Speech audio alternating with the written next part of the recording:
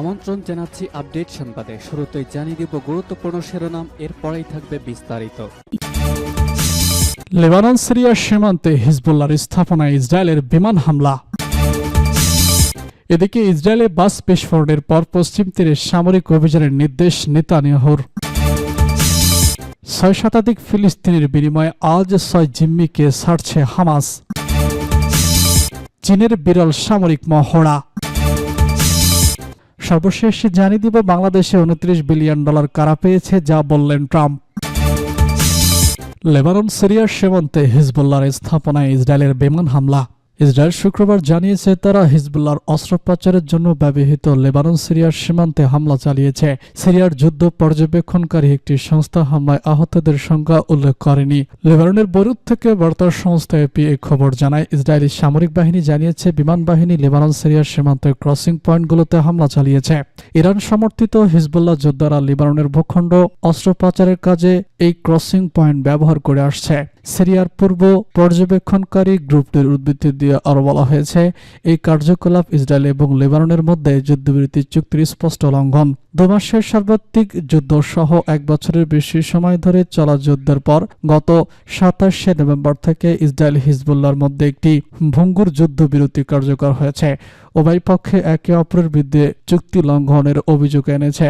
সিরিয়ার observatory for human rights যুদ্ধ পর্যবেক্ষণকারী সংস্থা জানিয়েছে, রাতভর চালানো এই হামলায় লেবাননের সীমান্তবর্তী শহর ওয়াহিদি খালেদের কাছে একটি অবৈধ ক্রসিং পরিষেবা বন্ধ করে গেছে এবং বেশ কয়েকজন আহত হয়েছে।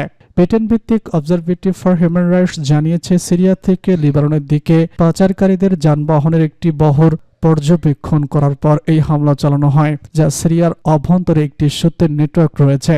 অবজারভেটরির প্রধান আমি আবদেল রহমান বলেছেন, ভবন ও যানবাহনের ব্যাপক ক্ষতি হয়েছে। লেবাননের সরকারি জাতীয় সংস্থা জানিয়েছে, সিরিয়ার সীমান্তের কাছে দেশটির উত্তর পূর্বে বেকা উপত্যকার গ্রাম এবং হারমেল শহরের উপর দিয়ে কম উচ্চতার শত্রু বিমান উড়তে দেখা গেছে। ইসরায়েল হিজবুল্লাহ যুদ্ধবিরতির অধীনে লেবাননের সেনাবাহিনীকে জাতিসংঘের শান্তিরক্ষীদের পাশাপাশি দক্ষিণ লেবাননে মোতায়েন করার কথা ছিল, তবে ইসরায়েলি বাহিনী সেনা সরাতে 6.5 দিনের মতো সময় চাইলেও পরে মঙ্গলবার পর্যন্ত বাড়ানো হয়। চুক্তির শর্তাবলী অনুযায়ী হিজবুল্লাহ লেবাননের দক্ষিণে থাকা তাদের অবশিষ্ট সামরিক অবকাঠামো ভেঙে ফেলবে এবং তার সেনাবাহিনীকে সীমান্ত থেকে প্রায় 30 কিলোমিটার দূরবর্তী লিটানি নদীর উত্তরে সরিয়ে নেবে।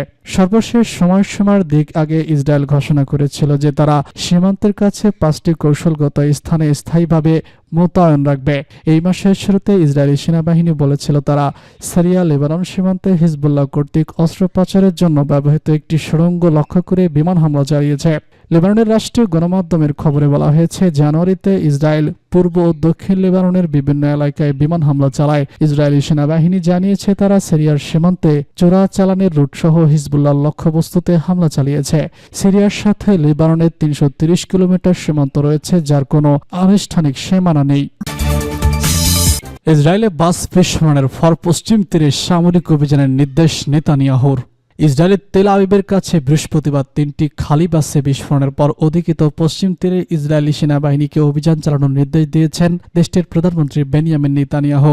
বিস্ফোরণে কোনো হতাহতের খবর পাওয়া যায়নি এবং তাৎক্ষণিকভাবে কেউ এর দায় স্বীকার করেনি। কর্তৃপক্ষ জানায়, রাত ইয়েমেনে একটি ডিপোতে পাক করা 2টি বাসে বোমা বিস্ফোরণ ঘটে। এলহেনে আরেকটি বাসে লাগানো বিস্ফোরক ডিভাইস থেকে 3য় বিস্ফোরণের খবর পাওয়া গেছে।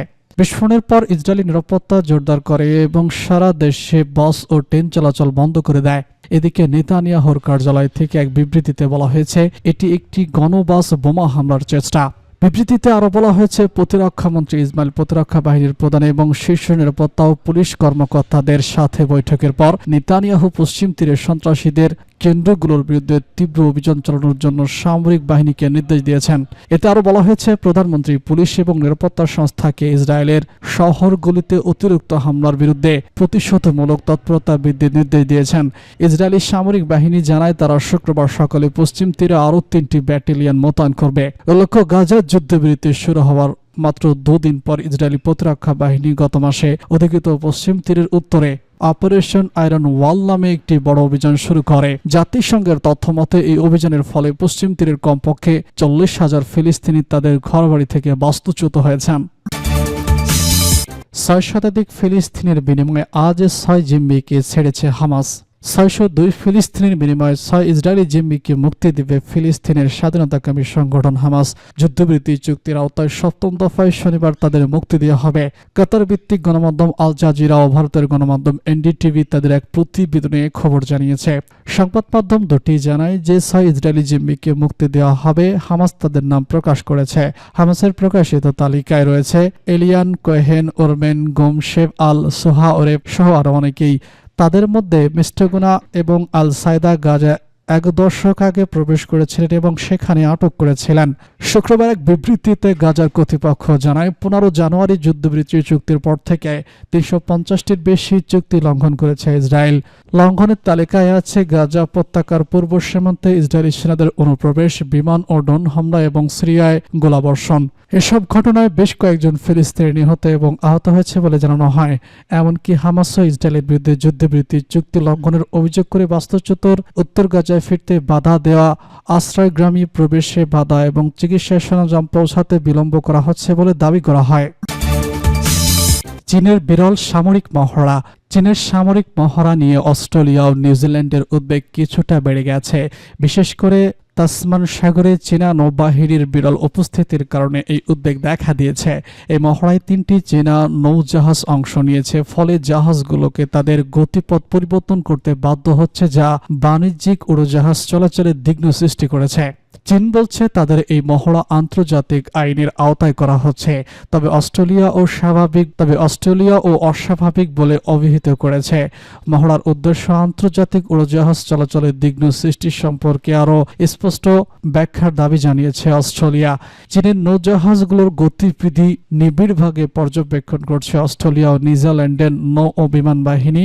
এই ধরনের সামরিক মহড়া অঞ্চলটির নিরাপত্তা পরিস্থিতিকে প্রভাব ফেলতে পারে বলে আশঙ্কা করা হচ্ছে। বাংলাদেশে $29 বিলিয়ন কারা পেয়েছে, যা বললেন ট্রাম্প। রাজনৈতিক পরিমণ্ডল শক্তিশালীকরণে বাংলাদেশকে যুক্তরাষ্ট্র $29 বিলিয়ন অর্থ সহায়তা দিয়েছে বলে কথা উঠেছে।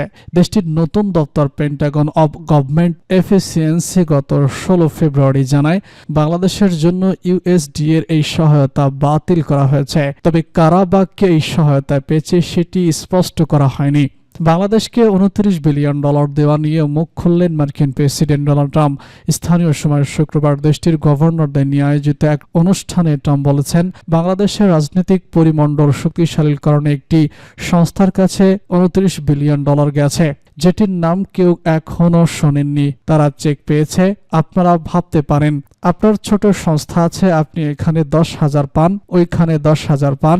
আমরা যুক্তরাষ্ট্র সরকার থেকে $29 বিলিয়ন পেয়েছি। ওই সংস্থার মাত্র 2 জন কাজ করেন। আমি মনে করি তারা খুবই ধনী। কয়েকদিন পর মহা ব্যক্তি হওয়ার জন্য বড় কোনো ম্যাগাজিনে তাদের ছবি প্রকাশ হবে। তিনি আরো বলেছেন, রাজনৈতিক পরিমণ্ডল শক্তিশালী করতে বাংলাদেশকে $29 বিলিয়ন দেওয়া হয়েছে। কেউ জানে না কেউ রাজনৈতিক পরিমণ্ডল কি, এটির নাম কি। এছাড়া ভারতকে ভোটদানে উৎসাহিত করতে $21 বিলিয়ন দেওয়া হয়েছে বলেও দাবি করেছেন ডোনাল্ড ট্রাম্প। তিনি বলেছেন, আর $21 বিলিয়ন হচ্ছে আমার বন্ধু প্রধানমন্ত্রী নরেন্দ্র মোদীর কাছে ভোটারদের ভোট কেন্দ্র আনার জন্য। আমরা ভারতকে এর জন্য $21 বিলিয়ন দিচ্ছি। আমাদের ব্যাপারে কি বলেন? আমিও ভোট কেন্দ্রে ভোটারদের উপস্থিতি চাই। এদিকে বাংলাদেশের কোন সংস্থা যুক্তরাষ্ট্রের কাছ থেকে $29 বিলিয়ন পেয়েছে সেটি এখনো স্পষ্ট নয়। তবে বৃহস্পতিবার ভারতীয় গণমাধ্যম ইন্ডিয়ান এক্সপ্রেস এক প্রতিবেদনে দাবি করেছে, ভারত যুক্তরাষ্ট্রের কাছ থেকে নির্বাচনের জন্য কোনো টাকা পায়নি। তারা বলেছে 2022 সালে বাংলাদেশকে $21 বিলিয়ন দেওয়া হয়, যেগুলো প্রথমে 2022 সালের